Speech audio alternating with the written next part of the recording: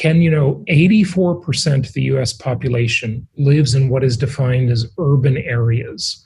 And at the bottom of the screen here, let me just share with you some numbers on this, okay? The average population density in the US is very low. It's only 87 people per square mile. Like, it's super low, okay, when you look at it, 87 people per square mile. The average population density in these metropolitan areas is 283 people per square mile. But the average population density in New York City is 27,000 people per square mile. So just look at that. I mean, and look at the impact that has on one's life and their ability to socially distance. It's absolutely insane.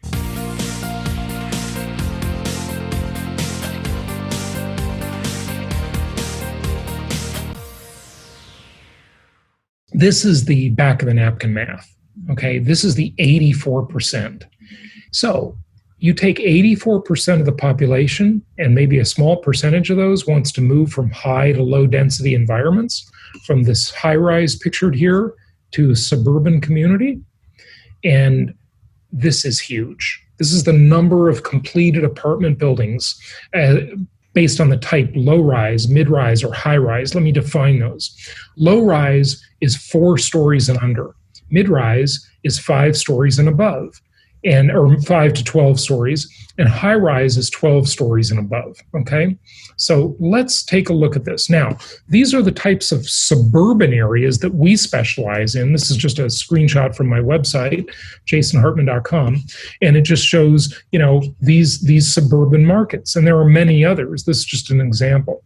But look at the number of households in the US, okay? From 1960 to 2019, we are now at 128.5 million households, just to give people a reference point, okay? Here's the napkin. Let's do the napkin math. You ready? So we got 268 million people living in urban environments. That's the 84%, okay? And how many of these cannot socially distance? Well, we don't know, because the definition of urban is pretty broad. So we don't know. It's not all New York City. Some of it is. Some of it's downtown LA, downtown San Diego, downtown Seattle, whatever, Chicago, Miami. A lot of that is high density, but some of it isn't. So let's just assume that only 15% want to move. Okay, that's 40 million people. And if it's 2 people per household, because remember, urban people don't have kids. Okay, most urban people are no kids. When you look at the division of these, and this is just rental units, this does not include condos, it's rentals only, okay? And these statistics, by the way, were hard to come by. I got some of this stuff from Rent Cafe, and I actually had to call them and ask for a special project to get some of this info, because dividing it is pretty hard. But you've got almost 1 million high-rise rental units. That's 12 stories and over, okay? And mid-rise, 5 stories and over, you've got about 1.3 million, for a total of about 2.3 million units, okay? Now, those are people that have to take an elevator. Now, I didn't look at 4 stories where people will probably take an elevator, or 3 stories they'll probably take an elevator too. But, I just looked at the definite you need an elevator, okay, which is 5 stories and above, okay? So that's 2.3 million units. If 15% of those people, a pretty small number, want to move, and these are just rentals, not including condos, that's 340,000 people. That's number of units, 340,000 units, not people, units, okay? Spread that around 50 markets, metropolitan statistical areas that are low density, that would be the fit for them. And that means you need about 7,000 units in each of these markets that already have a massive housing shortage, okay? So this is pretty big. This is a tidal wave. It's a tsunami, okay?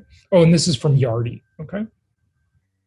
Carl Icahn talking about that's the big corporate raider talking about shorting commercial real estate. Okay, and he's talking about retail and office space mostly. Industrial and apartments, that's different. I wouldn't worry as much about those.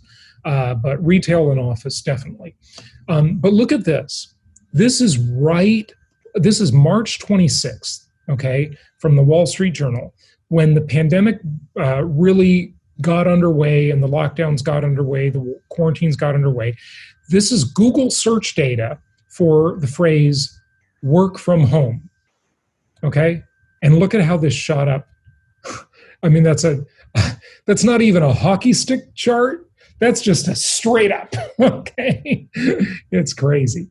So the remote work experiment will cause companies and workers to reconsider their location, okay? And this is from apartmentlist.com. I interviewed them on my show. Over the last decade, many companies, new and old, have invested in proximity, paying sky-high commercial real estate rents in knowledge hubs such as San Francisco, Seattle, and New York City.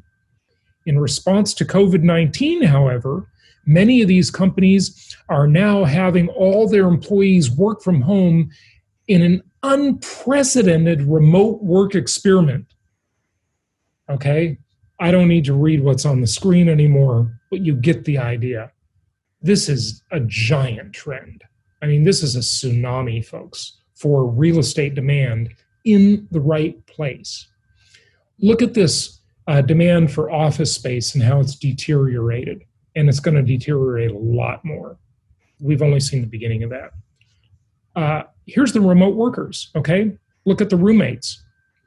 2 people comfortable in a 2-bedroom home, families, 4 people comfortable in a 3-bedroom home, right? You got a couple in 1 bedroom and 2 kids in each of the 2 other rooms. Well, guess what? The kids are now studying at home, no matter what age they are, right? They need space to study and work, and so do the parents. So the size of the house needs to get a little bigger, okay? And these people will be buying these properties in lower priced environments. Smaller part of the trend, but no less a trend, shadow demand, remote. It's not just remote work, it's remote working out because the gyms are closing, okay? And people need that garage or that spare bedroom for a home gym, okay? And, multi-generational living. That's the last part of this trend.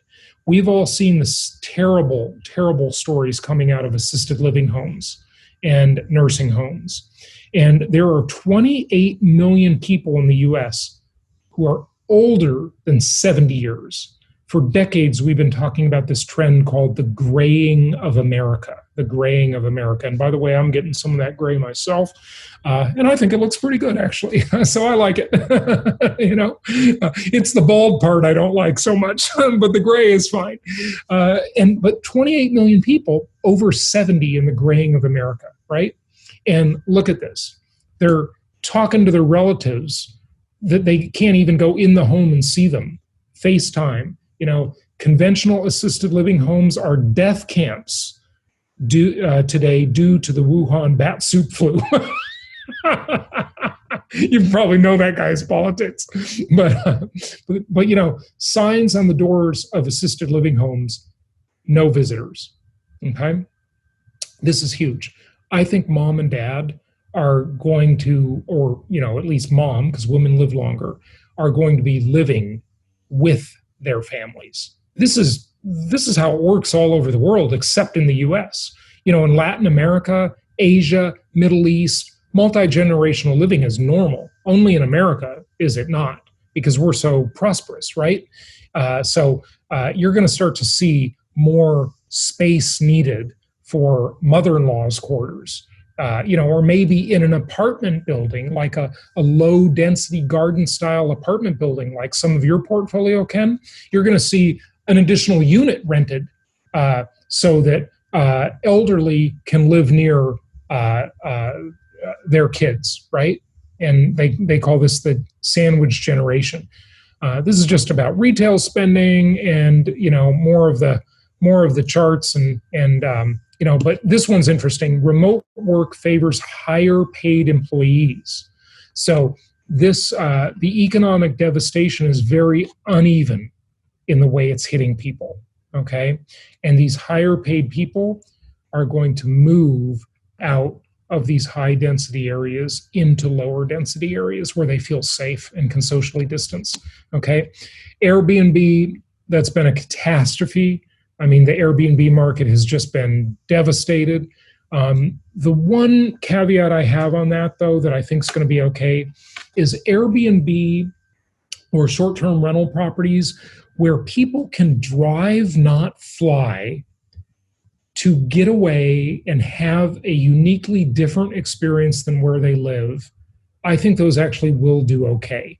For example, I interviewed Dottie Herman on my podcast, and she is the CEO of Douglas Elliman Real Estate, a hugely successful New York real estate company. And I couldn't believe, Ken, how candid she was, talking about how people are just fleeing the city and they're going to the Hamptons and they're going to outlying areas. And so this is going to happen everywhere. It's not just New York. New York's just the biggest example we have, but it's happening all around the country, all around the world.